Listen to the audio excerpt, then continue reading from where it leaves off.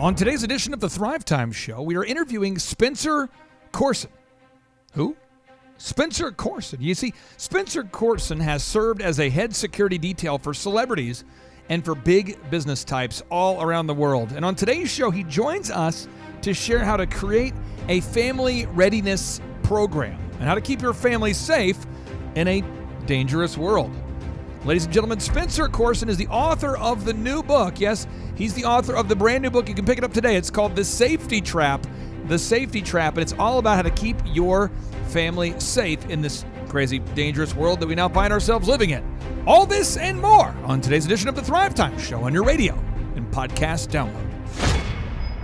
Some shows don't need a celebrity narrator to introduce the show, but this show does. 2 men, 8 kids, co-created by 2 different women, 13 multi-million-dollar businesses. Ladies and gentlemen, welcome to the Thrive Time Show. 3, 2, 1, here we go! Started from the bottom, now we here. Started from the bottom, and we'll show you how to get here. Started from the bottom, now we here. Started from the bottom, now we here. Started from the bottom, now we here. Yes, and yes. Thrive Nation, imagine that you were at a place and space in your life where you needed to have security. You needed to have somebody protect you because you were such a big deal that people were trying to gain access to you when they shouldn't be. Paparazzis everywhere taking photos of you. And you are looking for not just the B team of security. No. But you're looking for the A team of security. You're looking for retired military. You're looking for the A-list security squad. Well, folks, today's guest, this guy is an A-list retired military head security detail guru, Spencer Coursen. Welcome on to the Thrive Time Show. How are you, sir? Clay, I am great. Thank you so much. It is a true pleasure to be here. Spencer, I got to ask you, when did you serve in the military? Just give the listeners kind of a background into your career there. Yeah, just not to so I don't disrespect those who have actually put in a full 20 years of service. I served from 99 to 04, got out with an honorable discharge, and then went to work for the government from there. So you served from 99 to 2004. Correct. Was that always something you wanted to do as a young kid? Did you always want to go in the military? Yes and no. All 4 of my grandparents were World War II veterans. Then none of their children served. My mom is from a family of 10. My father was from a family of 4. But it was something that they had always instilled into me, like as a very good option. But I actually went to school to be a music major. Really? And then my original intention was I was fascinated by investigations, like criminal procedures, but I was also like very heavily influenced by music, jazz music. And I wanted to work with coma patients. I thought it'd be like really cool. You know how like when you're out for a run and you feel that song comes on and it just like gives you that extra burst of energy. Yeah. I wanted to like work with coma patients and go back through their life and put like a soundtrack to their life and then put headphones on them and then using music as an external stimuli to physiological response, like see if we could ramp them out of a coma. I thought that would be like something that would be actually possible to do. What happened was I wound up reading a book by Tom Clancy called Without Remorse that opened my eyes to this like overarching brotherhood of protectors out there. And I was like, oh no, this is what I want to do. So I wound up getting a job with an internship with the Justice Department and wanted to go work for the FBI or the Secret Service. And they're like, listen, you tested well. You're a smart kid. Why don't you go into the military? You'll make for a nice lateral transition, get your weapons and tactics training, get your security clearance. It was 1999. There was absolutely nothing going on in the world. So 5 blocks and 3 weeks later, there I was at Fort Benning. Wow. Okay. And do you remember your first week in the military, what that was like? You know, it was really good. So you watched all the movies where like they get off the bus and then they're like right into basic training. What I didn't realize was that there was this whole week of processing before you begin basic training, where they give you your uniforms and shave your head and give you your dog tags and make you fill out like all the insurance and contact forms. So when I first got off the bus and started this process, I was like, oh, this isn't bad at all. And then you get through that initial first week, and then you meet your actual drill sergeant. You're like, oh, okay, completely different ball game. We're going to play this game for real now. And Was there a particular out. exercise that he walked you through that when you first started the basic training that was just mind boggling, that even to this day, it freaks you out a little bit? Yes.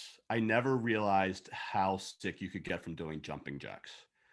We had to do 50 jumping jacks, then drink a canteen of water, and then do 50 jumping jacks, and then drink a canteen of water, and then do 50 jumping jacks and drink a canteen of water.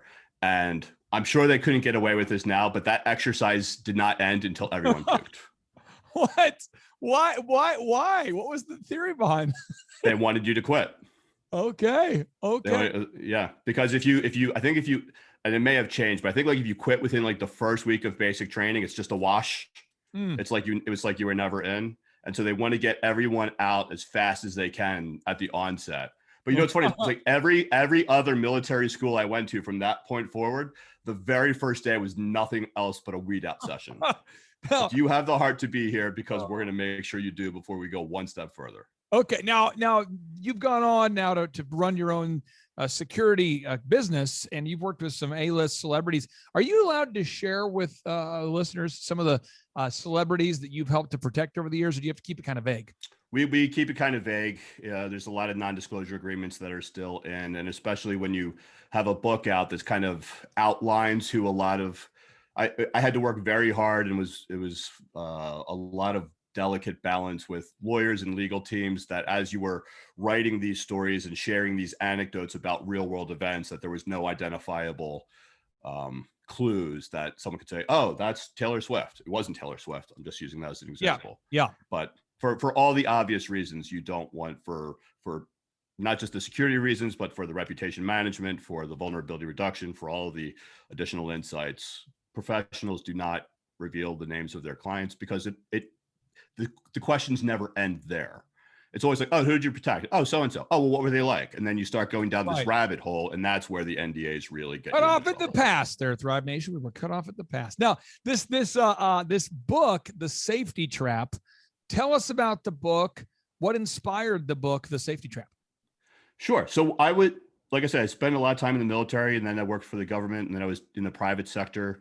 And while I was overseas doing Zero Dark 30. And when I came back to the States, I was on a protective detail for a very famous client when Sandy Hook happened.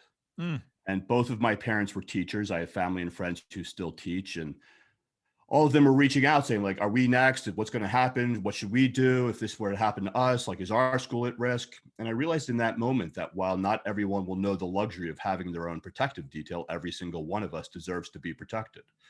So what I really wanted to do was take that skill set that I had obtained through my years of service, which is being readily employed by the top 1%, and then sort of parlay that into a practical application that the other 99% could learn from.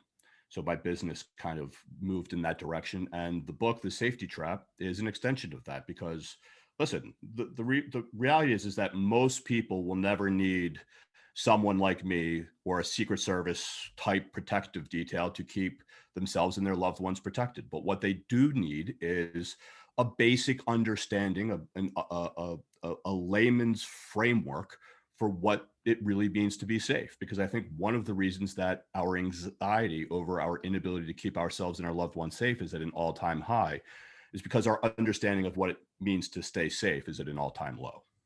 So you mentioned when Zero Dark 30 happened, or what for people out there that are familiar with that name, but maybe don't have the context for what that was, can you maybe just explain briefly what that was? Sure. So Zero Dark 30 was the movie that was produced by Annapurna Pictures. It was directed by Catherine Bigelow, based on the screenplay by Mark Bowl, which was about the capture kill of Osama bin Laden. And so when the film production was about to get started, they were filming in Chandigarh, India, which is in the northern part of India, but which also borders Syria. And at the time, Syria was going through their revolution, and they had literally just run out of coffins. So I was brought on to sort of liaise with the State Department so that if that spilled over into India, we had enough resources in place to get the actors and the crew and the production team to safety. I wound up staying on and was also a military advisor. And then So on that actual military raid, there was a Belgian Malinois named Cairo that SEAL Team 6 had employed. And so the production team had a dog and an actor to portray that team. But when they flew the dog over, it didn't have the right shots. So the dog got turned around. So Catherine Bigelow came up to me in the lunch line one day and she's like, Spencer, you were in the Army, right? It's like, yes, ma'am. She's like, how are you with dogs? It's like, I'm good. She's like, you're my K9 SEAL. So now if you watch the movie and you see the dog jump on or off the helicopter, I'm the guy at the other end of the leash. Now, what was that like being in a film? I mean, do you look back at it and go, oh, that was pretty good, or do you go, oh, I could have done that better? I mean, how do you process seeing yourself on the big screen? It's surreal. It's weird. Well, here's the thing, because I had been on protective details for other actors and movie stars and talent, so I had been on movie sets and film crews and sound stages many times before, but it's a completely different dynamic when you're actually in front of the camera. I also didn't realize like how many times it's not just like in real life where like you're filming something and then you keep going. It's like, oh no, they're going to film this, then they're going to film it again, then they're going to film it again, then they're going to film it again. And it's like, because it has to go every different shot, every different angle, every wide shot, shots. I was like, wow, this is a fascinating process. And you know what? Realized I never wanted to be an actor. There's a friend of mine who he had on the show. I'm not going to mention his name, but he shot a film with a bunch of A-list actors, huge names, those household names. And he said, Clay, I watched the same guy literally walk into the jungle and then walk out of the jungle and walk into the jungle. And when he would like walk out and he would look and he's like, I watched him do it. I don't even know how many times. And he's like, part of me said, wow, I really respect these actors. I didn't realize how much work goes into it. And he says, part of me also thought, I could maybe do acting because you get like 407 takes of the same thing. So he said it was just like the process was a grind. But here's what you don't realize. They have to do it the exact same way each time. So if you take 2 steps and then you put your left hand into your pocket, the next time you do that, you have to put your hand into the pocket in the exact same stride, in the exact same way, in the exact same mannerism. Otherwise, it's like, because you ever watch those movies where the guy like has the cigarette in one hand and then the next take the cigarettes in the other hand, or like the cigarette's full, but then it's halfway and then it's full again. And then so like continuity is huge in the film production business. So now we know a little bit about your background. Now let's talk about this book here, the Safety Trap. It's a security expert's secrets for staying safe in a dangerous world. What inspired you to write the book? Why did you put the book out there, and why should everybody check it out? So the safety trap is a term I came up with a few years ago to sort of explain to my clients how the false sense of security that comes from when our fears have abated, but risk remains. In other words, sometimes feeling safe is the most dangerous thing we do, because when we feel safe, because we're emotional creatures, but feeling safe is not the same as being secure. And so when we feel safe, we sometimes allow our vigilance to go down. And when our vigilance goes down, our risk goes up. And when that happens, we are much more likely to make poor decisions, which are more aligned with that of being a victim than those of being a survivor. So it's one of those things where, like inattentive blindness, for example, when we don't expect to see danger, we don't anticipate the warning signs that something bad is about to happen, which is don't stub our toes on the things we notice, we stub our toes on the things we don't. But that Lego on the floor wasn't, lying in wait to ambush you. That Lego on the floor was always there. You just weren't expecting to see it, so you didn't. And now you have to suffer the consequences having stepped on it in your bare feet. Do you enjoy the process of writing a book, or do you enjoy it when it's done? Both. Okay. What I enjoy the writing. I very much enjoy the writing of the book. Yeah. I enjoy now having it on the shelf. The editing process is a painstaking process, because you're tightening and reframing, and at a certain point you've been looking at those words in context and out of context for well over a year, that you really just start to go like writer blind, and you're just like, oh my God, I don't ever want to read this book again. But then it's out there and you're like, I love this book. I'm so happy I put in the time, the effort, and the energy. It's like any other process. Like I'm sure like when you're having kids, like I don't have kids of myself, but I imagine that like the making of the kids is fun. maybe the pregnancy is not so fun, but then after the kid is born, it's great. There's always that like that middle ground that where, you know, you have to have the growing pains, if you will, in order to reap the rewards of your hard work. Now, in your book, you talk about items that people should have but don't have in their first aid kit. Yes. What are some of these items on a very practical level? Sure. Blood stopper and a tourniquet. And people are like, well, what do I need like blood stopper for? Because, or a tourniquet for? It's like, listen, yes, will blood stopper, and what blood stopper is just basically just either like a hemolytic gauze, which will, if you like cut yourself or there's a bullet wound or something like that, which will stop the blood immediately. Or if in a tourniquet, if there's any kind of like an extremity damage, you can put something on and tighten it down and it will stop the flow so you can save the limb and not bleed out. Now, listen, the likelihood of us being in some kind of like terror attack or active shooter engagement where like there's multiple casualties around us is very low. But what's very likely is that we could be in the kitchen, you know, chopping something, and all of a sudden we take a finger off, or we can be in the backyard chopping wood and an axe goes into our leg. You're sick. But I'm practical. Yeah. But if you just have a standard first aid kit with a couple Band-Aids and some gauze, like you may bleed out before the ambulance can get to you in time. But if you have some blood stopper and a tourniquet, you can quite literally save your life. And also just be first aid and CPR certified. If you are a parent today with children and you are not first aid or CPR certified, you are seriously doing yourself and your children a disservice, because it could take 5-10 minutes for first responders to get to you.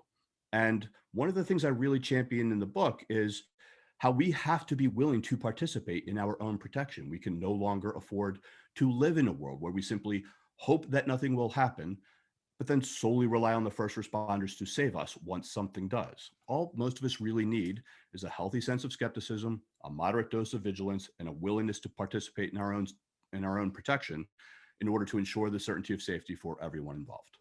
Now, how do we create a family readiness plan? Does your book talk about that? I mean, you know, let's say absolutely. We go into the front half of the front 15 chapters. I think there's like 20 chapters in the book. The first 15 chapters are all about the different safety traps that we're most likely to fall into. Everything from avoidance to overconfidence to expectation to overprotecting our children to oversharing on social media. Then I talk a little bit about threat management, what it is and how we do it. Then I give a case study to kind of demonstrate a practical example of that. But then the last 4 chapters of the book are how to conduct your own personal threat assessment for home, school, work, and life. And a family readiness plan is part of that program. So if you want to, like, everyone who has a family readiness plan pretty much goes, okay, if we're going to either like have enough food and water on hand, or these are the items that we're going to make sure we save in case there's a fire so that they get out. But one of the things that most people don't take into account, if there is a very real concern, is everyone just sort of expects that everyone's going to be at home at the initiation of that chaos, confusion, tragedy, what have you. But the reality is that you're probably not. Dad might be at work, mom might be at work, kids might be at school or at practice or something. And so having that family reunification plan in place so that everyone knows where to go and how to get there so that the family can be together to move forward in that situation is one of the most overlooked parts of any family readiness plan. And so if you have this book, you can literally just go through the checklist 1 through 25. This is what I need. Why do I need it? Why is it important? Love that. So you got the checklist right there. I love that it's very practical. You don't have to, again, not esoteric concepts, but specific. No. I wanted from soup to nuts, from the CEO to the second grader. Every page has a takeaway that is digestible, employable, and ready to put into practice the very same day that page is read. Every page has a takeaway. Every chapter has a new way of looking at the world around you. And at the end of the book, you are going to have mastered the strategies to help you and your loved ones succeed in staying safe. Why are you passionate about this subject?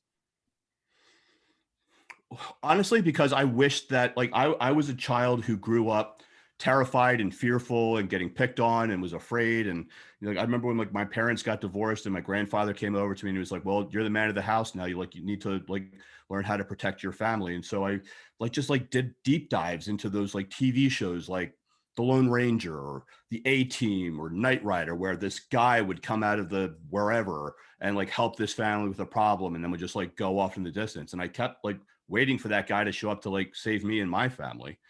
And so I basically wrote the book that my 5-year-old self wished existed. And so, like I said before, like I have spent so much of my life trying to keep others protected. But after Sandy Hook, I realized how many more people were out there in need of help.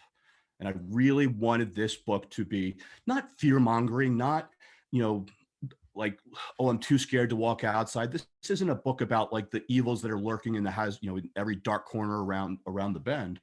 This book is about how to live your very best life the safest way possible. But what gets most of us into trouble is not what we don't know. It's what we think we know for sure that just isn't so. And so I really wanted this book to be an eye-opening understanding of what safety is, how it can be achieved, and how you can incorporate those strategies into your everyday life. Spencer, the book is called The Safety Trap, a security expert's secrets for staying safe in a dangerous world. Where can people learn more about the book? Is there a website that's set up? Yeah, absolutely. On Amazon? The book website is thesafetytrap.com, but the book is available wherever your favorite books are sold. It's available as a hardcover. It's available as an audiobook. I did the audio recording myself. Oh, wow. It's available as an e-reader. So Amazon, Target, Barnes & Noble, Goodreads, your local bookstore. Go check out your local bookstores because, listen, if we start running out of bookstores, we're going to start running out of books. But yeah, literally, wherever your favorite place to buy a book, it's available for sale right now. It came out May 18th. We're a #1 bestseller on Amazon for new releases. It's the best gift to get your dad for Father's Day. It is the book you should not. Every kid who is being sent off to college should have this book in their book bag. Read it, learn from it, empower yourself to live your very best life the safest way possible. Spencer, thank you for joining us on today's edition of the Thrive Time Show. I appreciate you investing your time and energy and putting together a book in a way where you were able to share your wisdom in a practical way that can keep all of our listeners safe. You're a great American, my friend, and should I find myself in need of an A-list security detail team, I've got you in mind. Thank you so much. You know where to find me. I'm here to help. All right, take care, brother. Bye. Cheers. Now, if you want to make sure that you never miss out on an edition of the Thrive Time Show, make sure you go to rumble.com. You can find the Thrive Time Show on rumble.com. That's rumble.com. It's kind of like YouTube. Go to rumble.com and search for the Thrive Time Show there. And there you can find each and every one of our uncensored editions of the Thrive Time Show. Again, if you're looking for the uncensored editions of the Thrive Time Show, subscribe to the Thrive Time Show podcast on rumble.com today. And now, without any further ado, 3, 2, 1, boom!